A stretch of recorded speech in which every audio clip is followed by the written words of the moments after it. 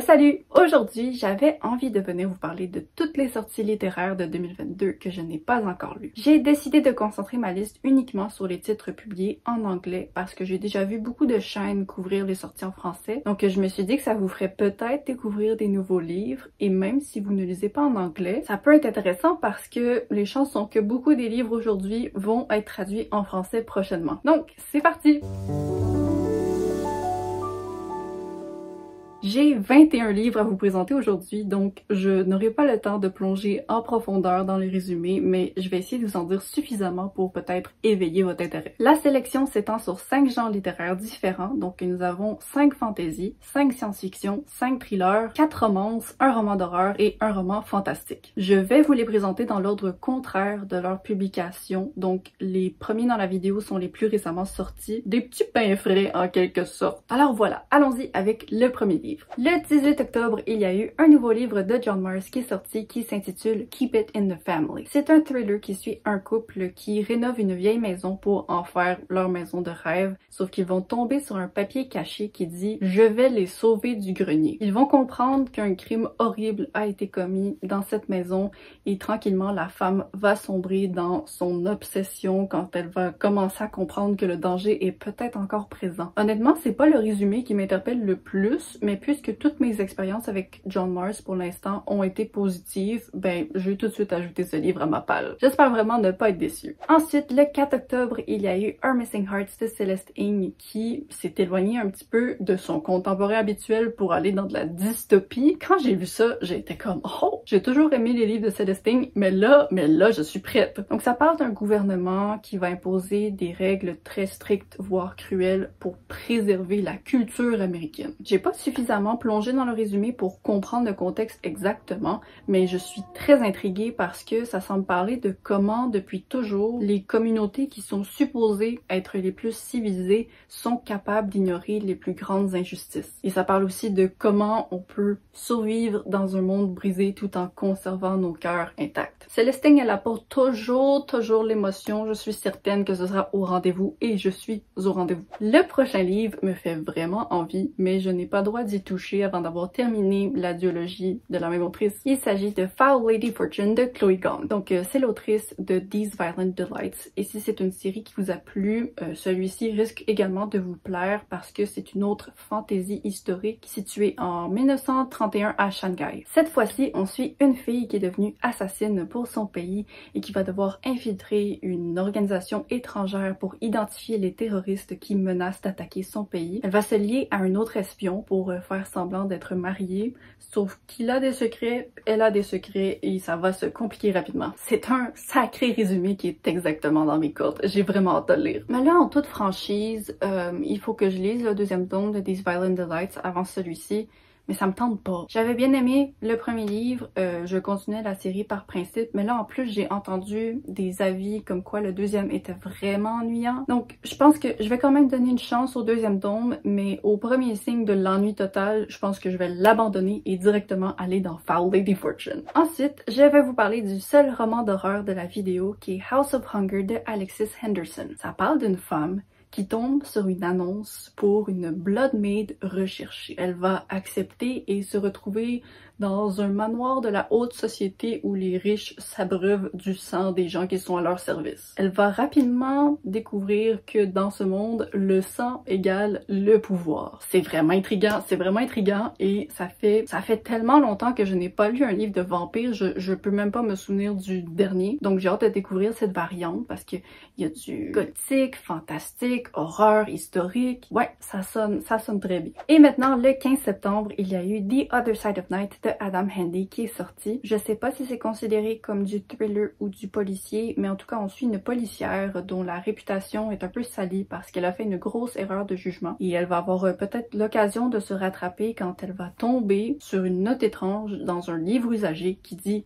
aidez-moi, il essaie de me tuer. Ça va la mener sur la piste d'un suicide qui a eu lieu. En tout cas, je suis certaine que ça va débouler dans une certaine direction et j'espère que cette direction sera intéressante. Je dois vous avouer que j'ai ajouté ce livre à ma palle principalement à cause de son titre et de sa page couverture que j'aimais bien, mais je suis quand même intéressée par la mention d'un livre usagé avec une note à l'intérieur. Ça, j'aime bien. Le prochain livre, c'est Bliss Montage de Lingma, qui est un recueil de nouvelles un peu surréel de ce que je comprends. C'est 8 histoires différentes sur le thème de la folie collective qu'on a, donc l'amour et la solitude, l'amitié, la connexion, la possession. Ça met en scène des scénarios exagéré, peut-être impossible, qui montre qu'en fait, le quotidien de tout le monde est assez similaire. J'avais bien aimé l'œuvre de l'autrice Les Enfiévrés, donc je suis intriguée de la découvrir dans ce nouveau format. Ensuite, je vais vous parler d'un livre que j'ai peut-être hésité à garder sur ma palle à cause des avis très mitigés après sa sortie, mais je tiens quand même à lui donner une chance. C'est I'm the Girl de Courtney Summers. C'est un thriller jeune adulte qui suit Georgia qui va découvrir le cadavre d'une fille et qui va s'allier à la sœur de la victime pour trouver le coupable et l'arrêter avant qu'il ne tue à nouveau. Leur enquête va les mener dans un monde de richesse et privilèges inimaginables et dans un monde où l'argent représente le pouvoir, ben elles vont découvrir qu'en fait la question c'est pas qui est le coupable mais peut-être qui est le plus coupable. Je trouve ça intéressant comme conclusion au résumé, donc j'espère vraiment que mon avis va aller dans le sens contraire des avis sur Goodreads. Cet été, il y a aussi eu la sortie du nouveau livre de Ali Hazelwood qui s'intitule Love on the Brain. De ce que j'ai entendu, c'est extrêmement similaire à The Love Hypothesis, sauf qu'il y a des gens qui l'aiment plus et d'autres qui l'aiment moins. Je vais essayer de m'y lancer sans trop penser à faire de comparaison parce que je sais que ça nuit à certains. Mais en même temps, je vais peut-être être un peu déçue si c'est trop similaire. Mais en même temps, j'espère que ce sera une bonne expérience comme The Love Hypothesis l'a été étonnamment pour moi. J'ai juste beaucoup entendu qu'il y a les mêmes schémas, les mêmes éléments et presque les mêmes personnages. Et ça, c'est quelque chose qui me déçoit un peu. Mais en même temps, est-ce que j'ai vraiment le droit d'être déçue d'une autrice qui répète un peu les mêmes choses quand j'ai 20 livres d'Haruki Murakami derrière moi qui aiment ça un petit peu se répéter? C'est à voir. Le prochain livre, c'est une brique, donc je ne risque pas de le lire de sitôt, et c'est Babel de R.F. Kuang. Babel, c'est comme le sommet de la Dark Academia, à ce que j'ai compris. Ça se déroule dans un contexte universitaire qui étudie les langues vraiment intensément, et il y a comme un commentaire général sur le colonialisme et le capitalisme. Je n'ai jamais vu personne pour l'instant ne pas au moins apprécier ce livre. Les deux seules critiques que j'entends, c'est que c'est peut-être pas assez subtil dans son approche des commentaires sociaux et que peut-être que la partie scolarité des langues est un peu trop intense pour certaines personnes, mais en même temps j'ai entendu beaucoup de gens dire que c'était leur partie préférée. Donc moi avec tout ça j'ai aucune idée qu'est-ce qui va me plaire ou non, mais j'ai hâte de le découvrir. Par contre il faut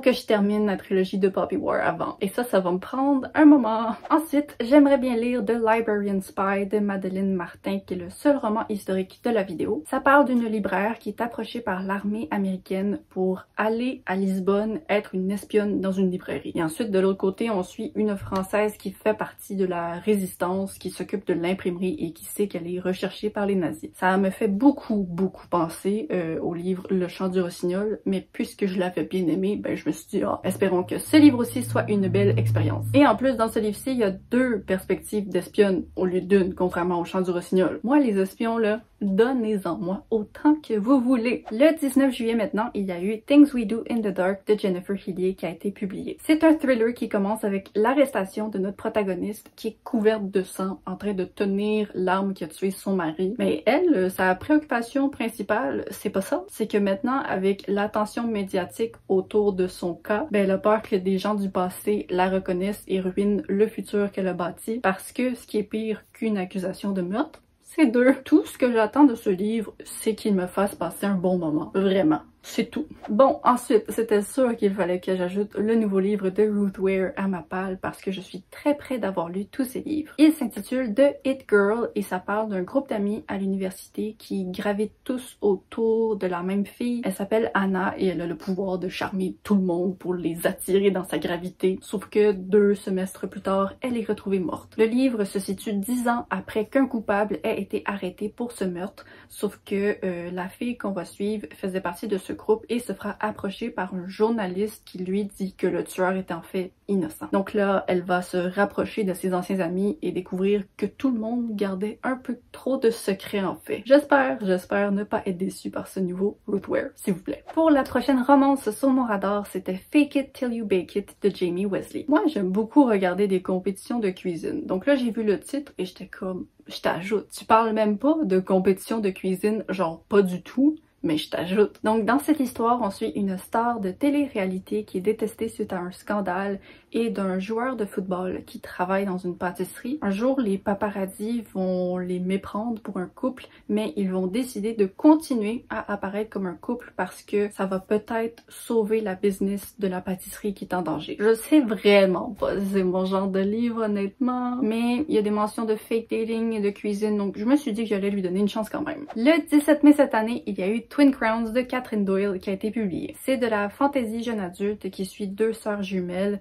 Une est sur le trône et ça a été un sacré bug mental. Donc il y en a une qui est sur le trône et elle est jamais sortie des palais. Et il y a une autre jumelle que elle a été élevée toute sa vie pour remplacer sa sœur, pour venir en aide à la communauté de sorcières parce que ses parents ont été tués. Je sais pas, je l'ai pas lu. Je sais juste qu'il y a une sœur qui veut le trône et une autre sœur elle va sortir des palais et découvrir que le monde à l'extérieur est en fait sympathique. J'ai été très attirée par la couverture de ce livre. Mais malheureusement, on dirait que j'entends une majorité d'avis de gens qui sont déçus autour de moi, donc j'ai redescendu mes attentes. Mais on sait jamais, peut-être que ça va me plaire. Et bien sûr, cette année, nous avons eu un nouveau livre de Emily Henry, qui est Book Lovers. Ce que je trouve intéressant de cette autrice, c'est qu'elle a 3 romans, et j'ai l'impression que tout le monde préfère un roman différent. Genre, j'entends des gens pour qui Beach Read, c'était leur coup de cœur sidéral. D'autres, c'est Book Lovers. Moi, c'est People We Meet on Vacation. Donc là, je pense que ça va être difficile pour moi que Book Lovers dépasse People We Meet on Vacation, mais je serais pas fâchée que ça se passe. J'espère juste que le conflit des 80% n'est pas trop énervant parce que j'ai entendu quelques petits trucs par rapport à ça et je suis comme mais bon, il y a plein de gens autour de moi qui adorent ce livre, donc ça me rassure un peu. Cette période-ci de l'année a été fructueuse en romance parce que juste avant, il y a eu The No Show de Beth O'Leary qui est sorti. J'avais beaucoup aimé The Flatshare, ce qui m'avait beaucoup surprise parce que tout le monde aimait pas ça parmi les fans de romance, et moi j'aimais ça, alors que je suis pas la plus grande fan de romance. Mais là, quand j'ai vu que ce nouveau livre s'éloignait un petit peu de la romance et allait dans le contemporain, j'étais comme oh, peut-être qu'on va avoir un nouveau succès ici. Mais le résumé est bizarre. Ça parle de 3 femmes qui, le même soir, par le même homme, se sont fait poser un lapin et il se trouve que c'était le jour de la Saint-Valentin. Mais là, les 3 femmes vont le pardonner, ils vont développer une relation avec lui sans savoir, je crois, qu'il a d'autres femmes dans sa vie. Je sais pas s'ils le savent. Si elles le savent, c'est vraiment bizarre. Parce que c'est pas une romance... c'est quoi le contraire de monogame? C'est pas une romance de couple ouvert, là, parce que c'est écrit voici le danger de tomber en amour avec un homme qui a d'autres femmes dans sa vie. Mais le résumé rend ça vraiment pas clair. Si elles le savent, qu'il y en a d'autres, je sais pas. En tout cas, je n'ai aucune idée de la direction dans laquelle ça va aller, mais même les avis m'intriguent. Il y a quelque chose de bizarre avec ce livre. Dans ma lancée d'autrice dont j'ai déjà aimé des livres, il y a aussi Sea of Tranquility de Emily St. John Mandel qui est sorti. Ça, c'est vraiment une écrivaine que j'aime beaucoup et j'essaie de lire tous ses livres et je n'en suis pas très loin. Je pense que, incluant celui-ci, il m'en reste 2 ou 3. Elle a un style très particulier où elle joue constamment avec les lignes du temps d'une manière que je suis comme, comment t'as planifié ça? Et là, cette fois-ci, elle parle, je crois, de voyage dans le temps en plus, et je pense qu'il y a des éléments de son dernier livre qui se retrouvent là-dedans. Donc j'ai vraiment hâte de découvrir ce livre. C'est son plus gros pas dans la direction de la science-fiction parce que il y a une des perspectives qui est une colonie lunaire 200 ans dans le futur. Moi, Emily St. John Mandel, je l'aime sous toutes ses formes, contemporain, un petit peu science-fiction, post-apocalyptique. Mais là, ça me fait plaisir de la voir se lancer dans cette direction et je vais la suivre. Ensuite, toujours dans l'ordre antéchronologique des sorties de l'année, il y a eu Until the Last of Me de Sylvain Neuvel qui a été publié en mars. Et je ne l'ai pas encore lu! C'est le 2e tome dans sa trilogie Take Them to the Stars qui est de la science-fiction historique. Ben, le premier livre était historique, je sais pas là. On suit 100 générations de femmes qui travaillent dans l'ombre depuis toujours pour accélérer le développement de la technologie pour que la Terre soit capable d'aller explorer les étoiles. Mais le premier tome a gardé beaucoup des motivations pas très claires, ce qui m'avait pas dérangé personnellement, mais là j'ai vraiment hâte d'en découvrir plus. J'aimerais ça le lire d'ici la fin de l'année, mais en même temps, ce livre n'est pas sur ma pile à lire ultime. En tout cas, on verra. En début d'année, il y a aussi eu un autre livre d'un auteur que j'aime beaucoup, et c'est The Kaiju Preservation Society de John Scalzi. De ce que j'ai entendu, c'est un livre qui fait beaucoup rire et j'en doute aucunement parce que John Scalzi est probablement l'auteur qui me fait rire le plus. C'est une histoire qui suit Jamie, un livreur de nourriture qui va se faire demander par un ami de travailler à la place pour une organisation des droits des animaux. Sauf que ce qu'il ne sait pas, c'est que ces animaux ne sont pas sur Terre, ou en fait cette Terre, parce que ce sont en fait des animaux qui sont sur la Terre dans un univers parallèle où il y a ces kaiju qui sont des espèces de gros dinosaures qui vivent avec les humains et qui sont malheureusement menacés. Ça donne des vibes de Jurassic Park, absolument, donc je ne suis pas contre. Pour l'avant-dernière sortie que j'ai à vous présenter, je voulais vous parler de How High We Go in the Dark de Sequoia Nagamatsu. C'est un recueil de nouvelles de science-fiction qui a été recommandé dans la vidéo de Booksenala en même temps que Out There. Et moi, j'ai beaucoup aimé Out There, et ce que Booksenala disait, c'est que ce sont deux recueils où si t'en aimes un, tu vas aimer l'autre. Donc j'ai quand même des bons espoirs. Les nouvelles se déroulent sur une période de plusieurs centaines d'années où on suit l'humanité qui tente de se reconstruire suite aux conséquences d'un virus qui s'est libéré avec la fonte des glaces. Et maintenant, bien sûr, la dernière sortie de 2022 que je n'ai pas encore lue, même si je veux désespérément la lire, et je dois désespérément la lire parce que oui, c'est un titre de ma pile à lire ultime, donc Daughter of the Moon Goddess de Sulintan. Je vous répéterai pas le résumé parce que je l'ai dit dans la dernière vidéo, je vais le redire dans mon prochain point lecture parce que je vais avoir lu ce livre. Donc voilà, ce sont toutes les sorties littéraires en anglais de 2022 que je veux lire mais que je n'ai pas encore lu. Là, avec ma pile à lire ultime de fin d'année, je ne peux pas vraiment les lire, mais j'aimerais savoir. Sur quel titre souhaiteriez-vous le plus avoir mon avis? Quel nouveau livre je devrais prioriser après le nouvel an? Merci pour votre réponse et merci d'avoir regardé la vidéo. J'espère qu'elle vous a plu. Comme toujours, n'hésitez pas à vous abonner pour ne pas manquer la suivante. Je poste les vendredis à 10h30 pour le Québec et 16h30 pour la France. J'ai dit cette phrase en une seule respiration et je sais pas si vous pouvez entendre à la fin, mais je n'avais plus d'air dans mes poumons. Ok, bye bye!